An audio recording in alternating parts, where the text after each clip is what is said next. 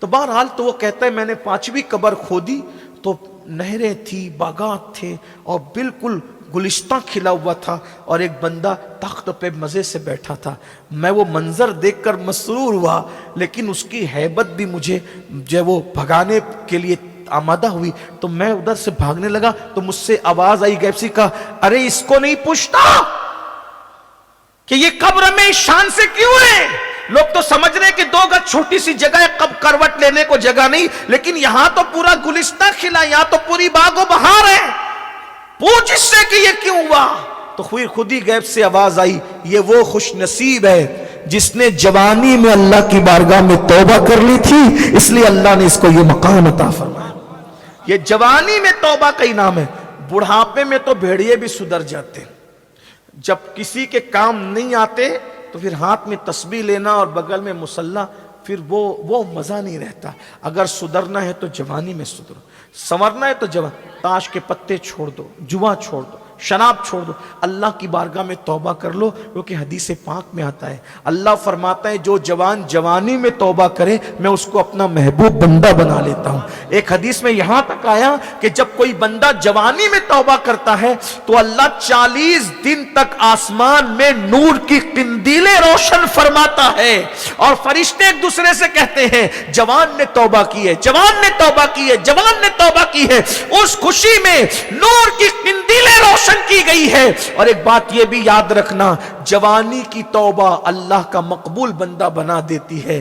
بات جوانی کی آئی ہے تو یہاں تک حدیث پاک میں آیا ہے کہ جو جوان حرام سے بچے، اللہ کی عبادت کرے، اللہ اس کو 70 صدیقوں کا ثواب عطا کرتا ہے، اور اللہ اس کو فرشتوں کے مانند قرار دیتا ہے. فرمایا جو جوانی میں حرام سے بچے، اللہ فرماتا ہے وہ میرے بعض فرشتوں کے مانند ہے میرے نزدیک. اور یہ بھی فرمایا میرا حقیقی بندہ وہی ہے، میرا محبوب بندہ وہی ہے جو جوانی میں توبہ کر. جوانی کی توبہ کی بات آئی تو میں آپ سے اب صرف چند منٹ لے کر کے بتاؤں کہ جوانی کی توبہ کیا ہے اور اس کا انعام کیا ہے. ایک جوان تھا، اس کا نام عبداللہ تھا، بغداد میں رہتا تھا، خوبصورت بہت تھا، بہت نیک باپ کا بیٹا بھی تھا. نیکی کے آثار اس جوان میں بھی تھے. خوبصورتی بہرحال خوبصورتی ہوتی، خوبصورتی بہت بڑا فتنہ ہوتی ہے کبھی کبھی. وہ جوان جا رہا تھا، اس نے دیکھا ایک خوبصورت لڑکی ہے، اس سے آنکھیں 4 ہو گئی. آنکھیں 4ویں لڑکی سے کہا تو کتنی خوبصورت ہے، تو مجھ سے ملے گی؟ اس لڑکی نے کہا رات کو ملیں گے. اس نے ملنا نہیں تھا، دامن چھڑانے کے لیے تو اس نے بہانہ کر ہی دیا، بہت نیک لڑکی تھی. جیسی شام ہوئی، عبداللہ نام کا وہ جوان اس لڑکی کے گھر کے سامنے کھڑا ہو گیا. وہ تو قندیلوں کا دور تھا، لائٹ نہیں تھے، چراغوں کا دور تھا. کھڑا ہے اس جوان. اچانک کان میں اذان کی آواز آئی. عبداللہ ایسا جیسا لگتا ہے کسی خواب سے اچانک بیدار ہوا ہو، کسی نے کچوکے دیے، جھٹکا. جیسی وہ بیدار ہوا اذان کی آواز سے، اس نے اپنے من ہی من میں کہا عبداللہ مغرب کے بعد سے تو آیا ہے، عشاء کی اذان ہو گئی. اور عشاء کی اذان ہوئی تو وہ لڑکی آئی نہیں، اتنی دیر بعد بھی وہ لڑکی نہیں آئی. لیکن جیسی مؤذن نے کہا الصلاۃ خیر من النوم، تو اس کی حیرت کی انتہا نہ رہی. میں مغرب سے عشاء تک نہیں کھڑا رہا، میں تو مغرب سے فجر تک کھڑا رہا. فجر ہو گئی، وہ ظالم حسن کی ملکہ دھوکہ دے گئی، اس کو نہ آنا تھا نہ وہ آئی. اچانک ضمیر نے کچوکے دی عبداللہ ایک لڑکی کے لیے پوری رات کھڑا رہا، لیکن اس کے عشق میں تجھے پتا بھی نہیں چلا کہ رات کھڑا ہونا کس کو کہتے ہیں. ارے نادان، لڑکی کی بجائے اگر تو اللہ کی محبت میں عشق حق میں کھڑا ہوتا تو پھر تجھے کیا مرتبہ ملتا. بس یہ سوچ کر مسجد کی طرف وہ جوان گیا، خوب رویا، خوب توبہ کی. مولا معاف کر دے، تجھے چھوڑ کے کہیں اور جا رہا تھا، تجھے چھوڑ کے کہیں اور جا رہا تھا، تجھے چھوڑ کے کہیں اور.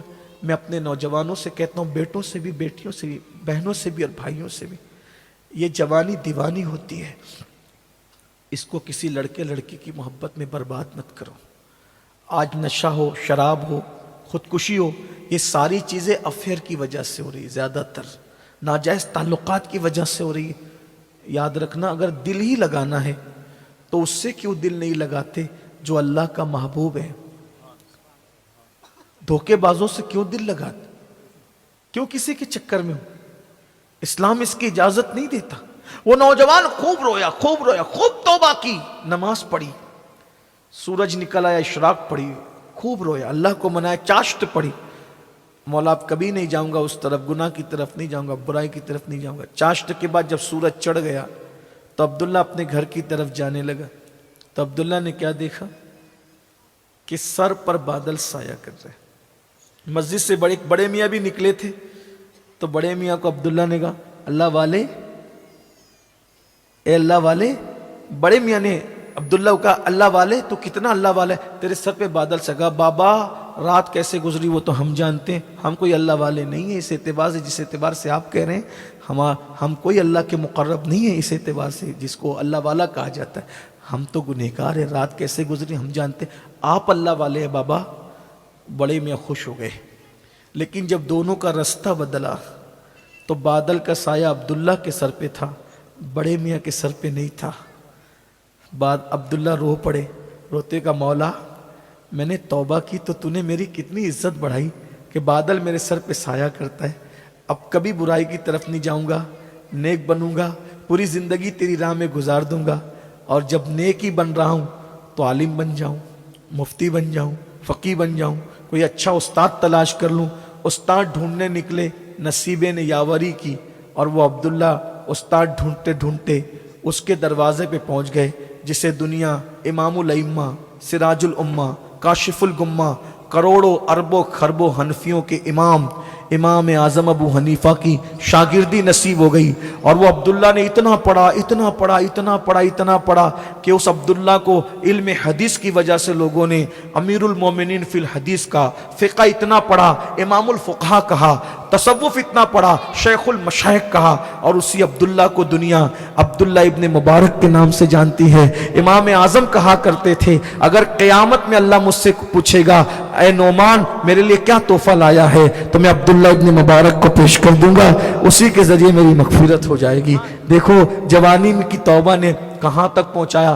امام بخاری کے دادا استاد ہیں یہ عبداللہ ابن مبارک، امام اعظم کے شاگرد ہیں یہ، صوفیہ کے بھی استاد ہیں یہ وہ بزرگ ہیں. فضیل بن عیاض کا نام سنتے ہیں، اللہ اکبر، ان کے بھی استاد عبداللہ ابن مبارک. تو یاد رکھیے جوانی میں توبہ کرو گے اس کا انعام یہ ملے گا. بڑھاپے میں ٹھیک ہے توبہ، میں کسی کو مایوس نہیں کرتا، لیکن جوانی میں نیکی کے جذبات بھی جوان ہوتے ہیں، برائیوں کے جذبات بھی جوان ہوتے ہیں. آؤ سب مل کے توبہ کریں اللہ کی بارگاہ میں. توبہ کرتے ہو پہلے بتاؤ کون کون توبہ کرتے ہیں، ہاتھ اٹھاؤ. ماشاء سب کر، ایسے نہیں، اچھے سے اٹھاؤ. اچھے کام کے لیے ہاتھ اٹھانا اچھی بات ہے. سب اٹھائے رکھو نا بھائی، ذرا زبردستی نہیں ہے، جسے کرنا ہے وہی. جو توبہ کرتا ہے وہ اللہ والا بن جائے، اللہ کا محبوب بن جائے. مردوں کو کہا تھا لیکن عورتوں کے جذبات کتنے ہیں دیکھیے کہ خواتین نے بھی اٹھایا. اللہ ان کے بھی ہاتھ اٹھانے کی لازم. بولو آج سے توبہ کرتے ہو؟ نماز چھوٹے گی آج سے؟ بولو نماز چھوڑو گے؟ نہیں چھوڑو گے نا انشاءاللہ. اٹھا کے رکھیں آج ذرا، ہم بھی دیکھیں فرشتوں گواہ بنائیں. نماز چھوٹے گی آج سے؟ جو عشاء پڑھ کے نہیں ہے پہلے عشاء پڑھیں گے، فجر بھی پڑھیں گے انشاءاللہ. حرام سے بھی بچیں گے، غیبت چگلی سے بھی بچیں گے. بولیے استغفر اللہ ربی من کل ذنب واتوب الیہ وما علینا الا البلاغ. السلام علیکم.